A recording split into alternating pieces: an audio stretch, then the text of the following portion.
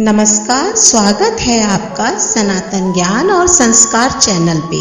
महालक्ष्मी धन और ऐश्वर्य की देवी कही जाती हैं। श्री महालक्ष्मी जी के अनेक नाम हैं, अनेक रूप हैं। श्री महालक्ष्मी जी को सिंधु कन्या, लक्ष्मी, राजलक्ष्मी, गिरिजा आदि नामों से पुकारा जाता है। महालक्ष्मी को प्रसन्न करने के लिए महालक्ष्मी व्रत किया जाता है। हिंदू धर्म में महालक्ष्मी व्रत का बहुत अधिक महत्व है। यह व्रत भादो महीने की शुक्ल अष्टमी के दिन से शुरू होता है और 16 दिनों तक चलता है और अश्विन मास कृष्ण पक्ष की अष्टमी को संपन्न होता है। शास्त्रों के मुताबिक इस व्रत का विशेष महत्व है। यदि माता वरलक्ष्मी की पूर्ण श्रद्धा भक्ति से आराधना की जाए तो माँ अपने भक्तों से प्रसन्न होती हैं और भक्तों की सभी मनोकामनाएं पूर्ण करती हैं। उनकी कृपा से परिवार में धन, ऐश्वर्य, समृद्धि और संपन्नता की प्राप्ति होती है। संतान की कामना करने वाले भी माँ लक्ष्मी के आशीष से अपनी इच्छा को पूर्ण करते हैं। महालक्ष्मी की कृपा से सभी प्रकार के ऋण खत्म हो जाते हैं, दरिद्रता का नाश होता है और सभी दुख दूर हो जाते हैं। धन्य दान की देवी महालक्ष्मी को प्रसन्न करने के लिए 16 दिन तक लगातार व्रत और उनकी पूजा तो की ही जाती है। इसके साथ साथ 16 धागों से बना हुआ 16 गांठ युक्त एक धागा भी हाथ में बांधा जाता है।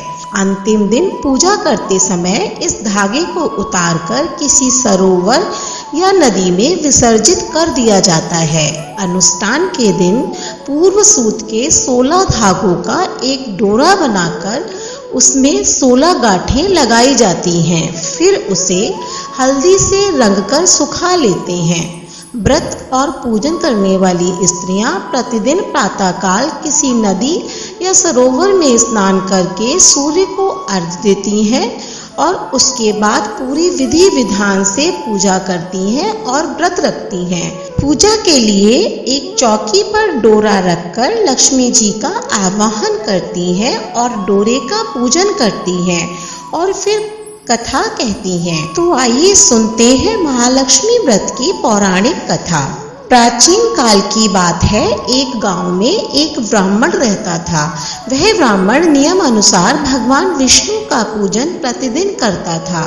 उसकी भक्ति से प्रसन्न होकर भगवान विष्णु ने उसे दर्शन दिए और इच्छा अनुसार वरदान देने का वचन दिया। ब्राह्मण ने माता लक्ष्मी का वास अपने घर में होने का वरदान मांगा।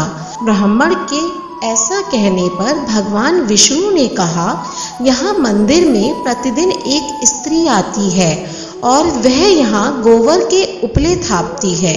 वही माता लक्ष्मी है। तुम उन्हें अपने घर पर आमंत्रित करो।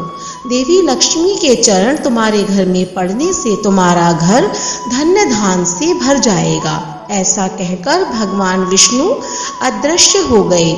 अब दूसरे दिन सुबह से ही ब्राह्मण देवी लक्ष्मी के इंतजार में मंदिर के सामने बैठ गया। जब उसने लक्ष्मी जी को गोबर के उपले थापते हुए देखा तो उसने उन्हें अपने घर पधारने का आग्रह किया। ब्राह्मण की बात सुनकर लक्ष्मी जी समझ गईं कि यह बात ब्राह्मण को विष्णु जी ने कही है, तो उन्होंने ब्राह्मण को महालक्ष्मी व्रत करने की सलाह दी। लक्ष्मी जी ने ब्राह्मण से कहा कि तुम 16 दिनों तक महालक्ष्मी व्रत करो और व्रत के आखिरी दिन चंद्रमा का पूजन करके अर्घ्य देने से तुम्हारा व्रत पूर्ण हो जाएगा।